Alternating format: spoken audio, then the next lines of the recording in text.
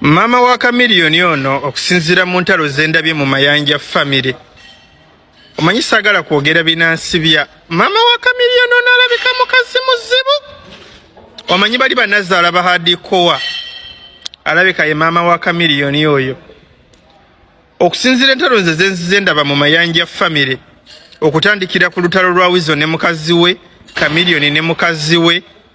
Gwe weewunye family erina erinnya eddene erifaanana bwe lityo nga temulimu mutabani alina mukazi ali awo gw'ogamba nti alina mukazi we bateredde bali awo. Palaso mukazi we ali mu Amerika. Chameleone yayawukana ne mukazi we. Mukazi we n'avaayo n'ayogera era maama wa Chameleone yennyini ebigambo bye yamuddamu mwabiraba.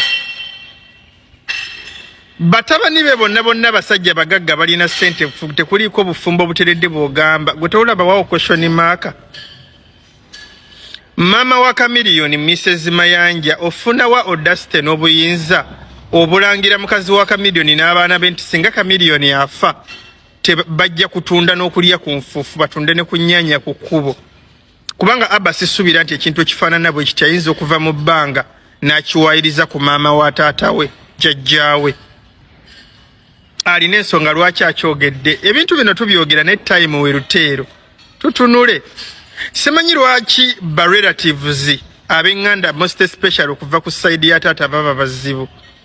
Abantu abasinga bakolagana n'ab'enganda okuva ku side ya maama be babanguyira. Ne side ya taata kola okunoonyereza mu family yonna. Family yagaana ku side ya taata ab'enganda. Gyosanga basenga abaloga abaana, gyosanga basenga abataagaliza. Saidi ya mama baba very fine era ne bwokyalo efa bamuje kitegeera. Abba Makasa ine ebintu byeyogedde n'entula wansi n'empuga ate okusinzira mama wa Chameleone ne kiyakola mukazi wa Wizo ate nga yakyali ne mutabani we ssaawa zino.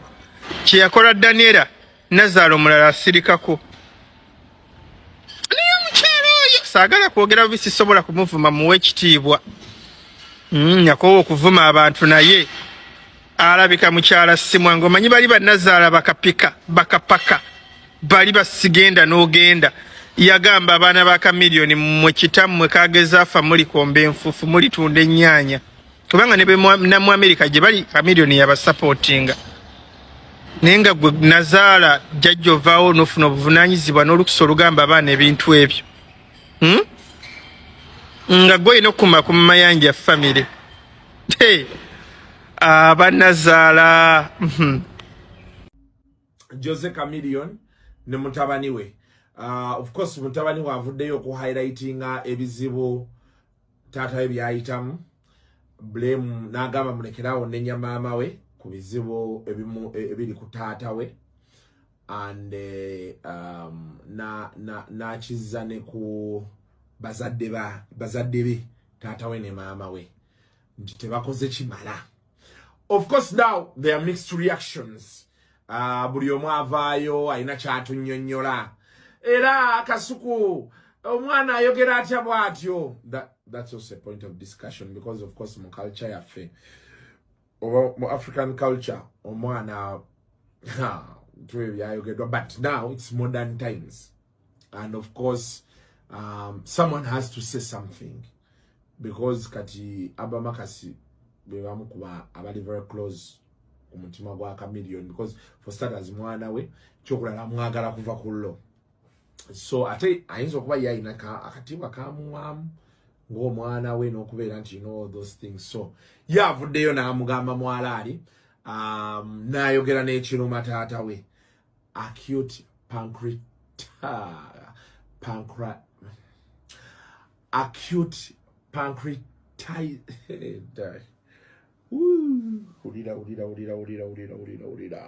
Anyway, acute kitegeeza nti kyamaanyi. Pancreas obaka manange okay. Otuuka n'ogamba kiki ennyo. Anyway, but he has issues with his pancreas. Abamuli okumpiira bamanyi nti even going into his show last year he was suffering from that. Aliko a very very strong drug. He could literally not sleep. Okutuusa we yagenda mu America ne bamujjanjaba. You remember that time we bagamba nti agenze mu America n'abeera admitted n'ebisigadde, and they literally kyetwawulira mbu they literally had to do an overhaul of the entire system. Naye balina engeri gye bamujjanjabamu, so n'akomawo. Be yakomawo nzijukira ku graduation ye this year. I think it was in was it January? Was it when? Yeah, but it was it this year? This year or last year? I think it was last year, over. Ku graduation yawo. Nzijukira yali akutte ecupa ya bia nga atunza antumiriza Black Label. Mzewe na mgana, hey, bakugamba ove ku mwenge, wachitova ku mwenge. In fact, nemu speech je yakola boddayo nodamu n'ogiraba, if I'm not mistaken. Yali ayogera ngagamba abantu kabenaku zino temuwangaala, bikitaata we yabyogerako nnyawo, you know.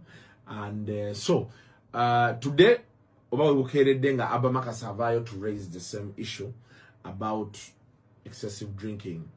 Well, the blame now is on the drinking, but maybe we need to examine why is he a heavy drinker.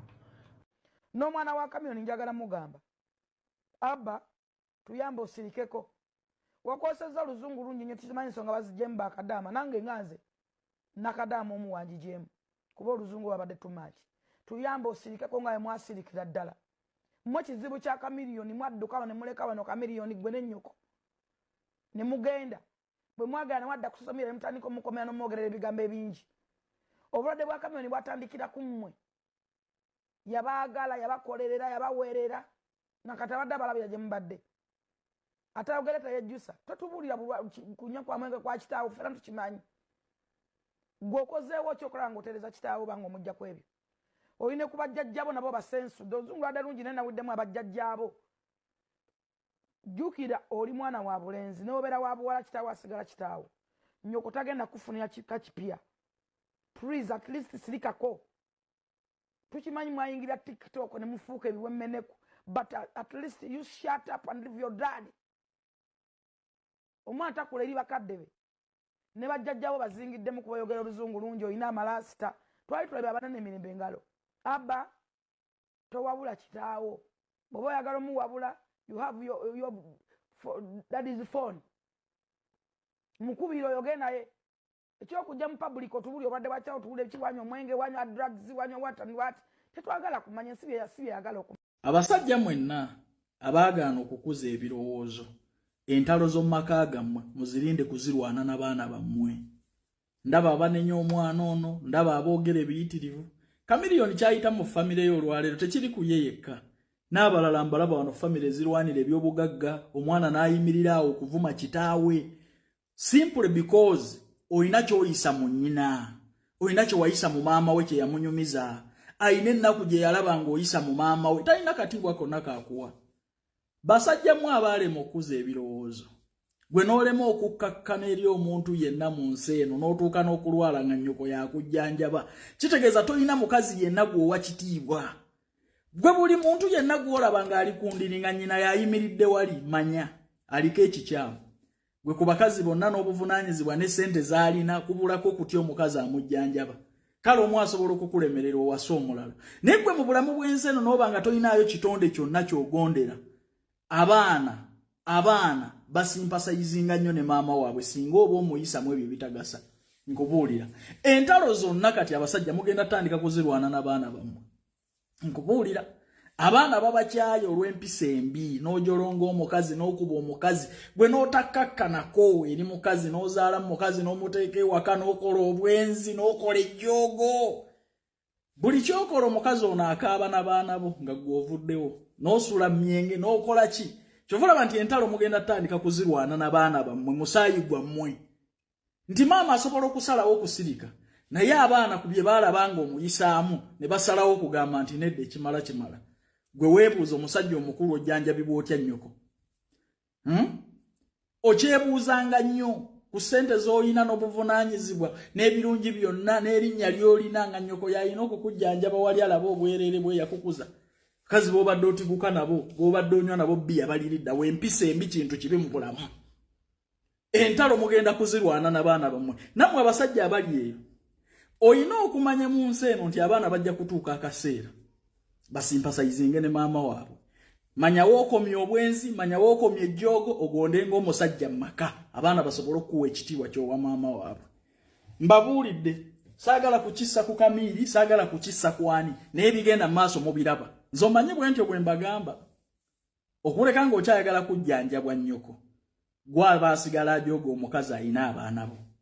Nze mbabuulira naye amazima ga Katonda mu ggulu abaana disrespect gye balaba gy'owa maama waabwe kumukuba n'ogangayira n'ogera n'otamiira n'oyendekuza ebyo amaziga agakabira mu baana be era bayiga era basimpasayizinga naye ogenda kutuuka akaseera nga yeesirikidde ng'entalo zirwana nabo bewazaala byebyo byolaba mu famire olwaleero. Omusajja ayina w'alina okutuuka n'atunuulira famire ng'ekikulu n'ate ebirala byonna eby'oku nsi okuleka ng'oyagala kujjanjabwa nnyoko.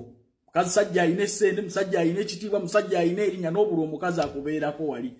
Kale agala ogenda ebweru okwepakasiza aba Star Favor Uganda Limited bagamba akasente kooteekamu nga visa ekuli mu ngalo. Ku noti 7 17 45 27 oba noti 7 nya noti 6 27 ogenda kuba otufuna butereevu. Twetaaga abawala n'abalenzi genda kukola mu ggwanga lya Dubai nga bakirina n'aba basobola okukola mu ggwanga lya Kuwait nga bakirina n'aba basobola okukola Abu Dhabi oba Qatar nga bakirina saali $1.5 emyaka 21 paka emyaka 36. Sente zooteekamu nga visa ekuli mu ngalo bakusuza bakuliisa ate era bakujjanjaba.